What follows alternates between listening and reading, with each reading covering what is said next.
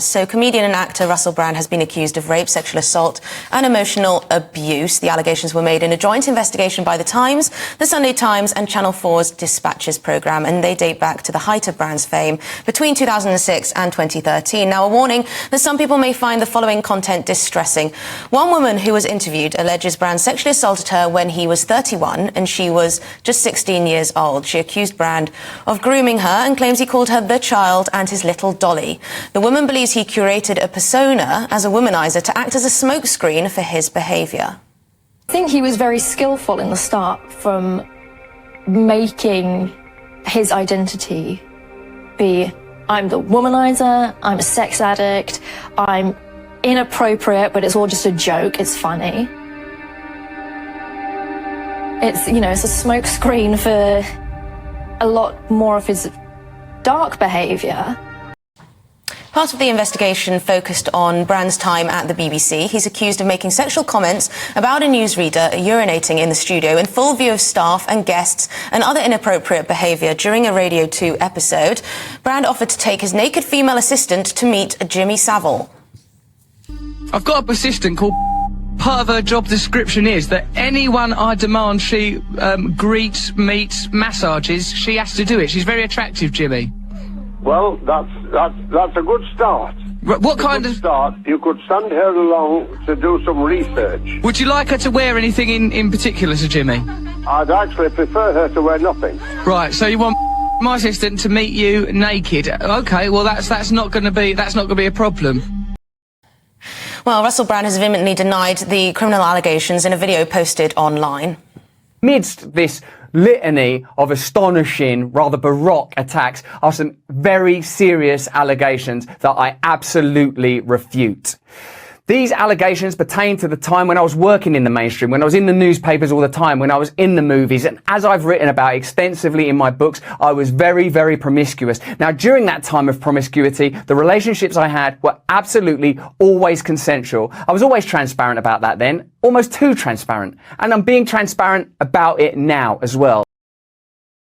Well, Barrister Chris Daw KC joins me now to discuss this. Chris, thank you very much indeed for your time this afternoon. Now, of course, Russell Brand denies the criminal allegations against him. I want to know, what do you think? Do media investigations like this, is there a risk that they undermine the legal process, the presumption of innocent until proven guilty? We do seem to have what appears to be trial by media, trial by social media. Yeah, absolutely. There's an enormous risk that wherever there's a sort of firestorm of publicity around a high-profile figure and a lot of allegations made in an anonymized way, as most of these allegations have been made, and there's just an enormous body of publicity around those allegations. If the police ever become involved in an investigation into the allegations of misconduct in the United Kingdom, the problem is that there is so much adverse publicity that it would often be very, very difficult for the person who's accused to be tried at all. And there is a legal process called abuse of process, or a legal application that the defence can make to say that even if there's a wealth of evidence against somebody, if that person can't receive a fair trial because of all of the publicity that's taken place, the case will actually be stopped and the person won't go to trial at all. So that's the risk with some of these very high profile media campaigns, is that they actually make it more difficult rather than less for the person to be prosecuted and to taken through the courts. So what the Sunday Times, Channel 4, The Times have done with this investigation by publishing it in this way could actually put justice at risk, could actually make it less likely that Russell Brand, if these allegations are in fact true, less chance that he could be punished as a result.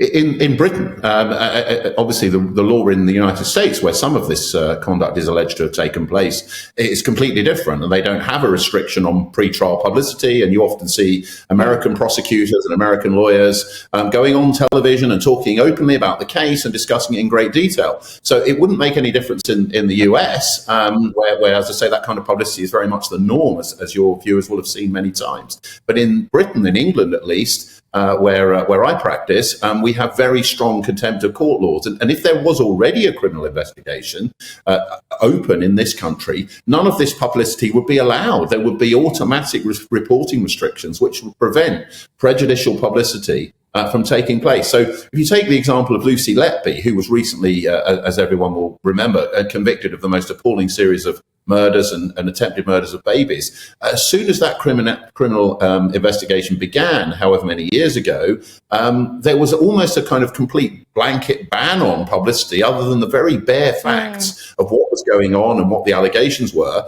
And then the case goes to trial, and all that the media can report are what's happening in court and the very kind of strict restrictions that the judges put in place. And she was convicted. And it was only after those guilty verdicts that all of the publicity could take place. Whereas here, we're seeing it almost exactly the opposite way around. And that's the danger, is that at some point, if there is an investigation and if there is a prosecution, it will actually play into the defence's hands, who will be able to say, how can this person have a fair trial because of all this publicity? Yeah, I think that's a very, very strong point to make. It sometimes doesn't seem to make sense as an outsider looking at how we deal with criminal allegations. And of course, the alleged victims in this case who have spoken to Channel 4, spoken to the Sunday Times, will remain anonymous, at least for now. So, you know, they're able to make these allegations. Russell Brand was given the right to reply. He did post this video on his YouTube and on his X Twitter account, and it's now had upwards of 50 million views, I think. So it really has been seen by many, many people. He denies them very strongly. Where, in your view, should the line be drawn between freedom of the press, freedom of speech, and due process here and the rights of the individual? Because I think a lot of people, it's hard to get your head around where that should lie. Well, English law is fairly straightforward, and I think probably a matter of common sense, which is essentially the publicity that's allowed if there is no criminal investigation and nothing is happening is unrestricted. But as soon as the police become involved and there is a formal criminal investigation and someone's arrested, for example, then those reporting restrictions kick in, and you have to only report sort of factual information. You can't have, lots of allegations being made and wild comments and extreme views being expressed about a case as soon as the police and the criminal process are involved. And I think that must be right. I think media but it's not realistic. Sorry to interrupt, Chris, but the problem is it's not very realistic in this world that we're living in now because of social media. People can say absolutely anything they like with practically no chance that they'll even be forced to take it down. Well, that's not true in England. I mean, it certainly is. You're right to point that out. That's certainly the case in the US and much of the world. But in England, we have reporting restrictions that are enforced by law. So if someone breaks those reported, a journalist or anyone else on social media, it makes no difference whether it's a member of the public or a jourналist. And many of the cases I've been involved in, very, very high profile cases, judges have had to warn the public.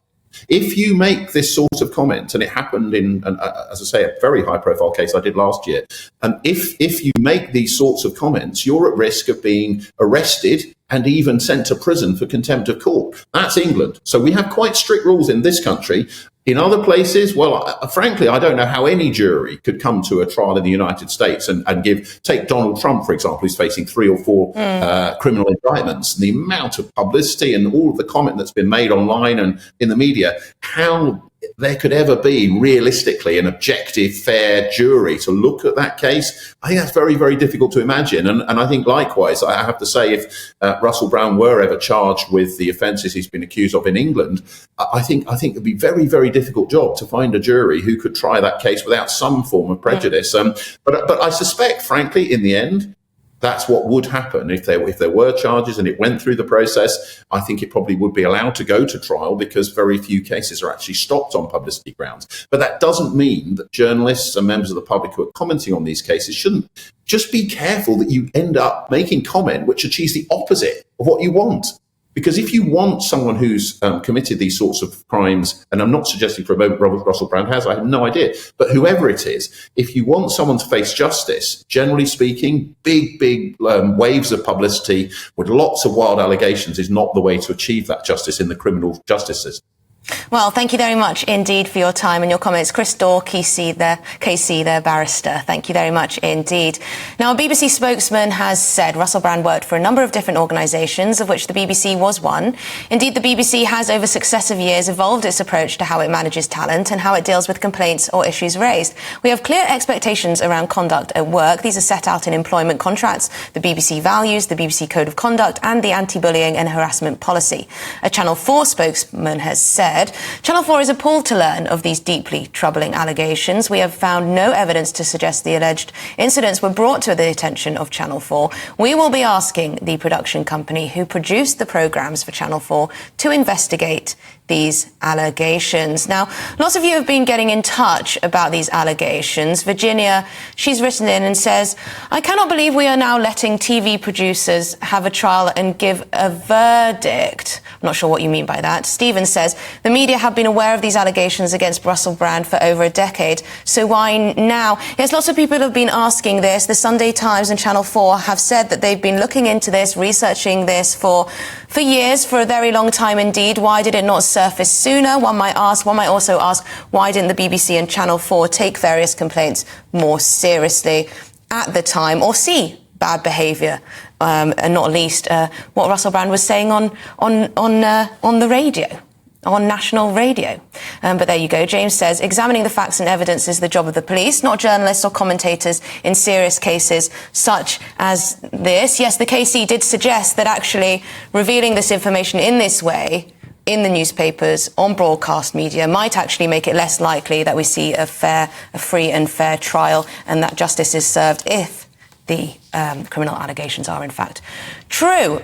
Fred says, what did Russell Brand mean when he said he had been subjected to Baroque attacks? Well, he certainly thinks that he is not, that there is an agenda at play here. He made it very clear in his statement. He thinks this is all part of a wider conspiracy against him. That is what he seemed to explain, and he denies them, vehemently denies these allegations. And indeed, he was at Wembley last night performing to a packed out Wembley Stadium. So there you go.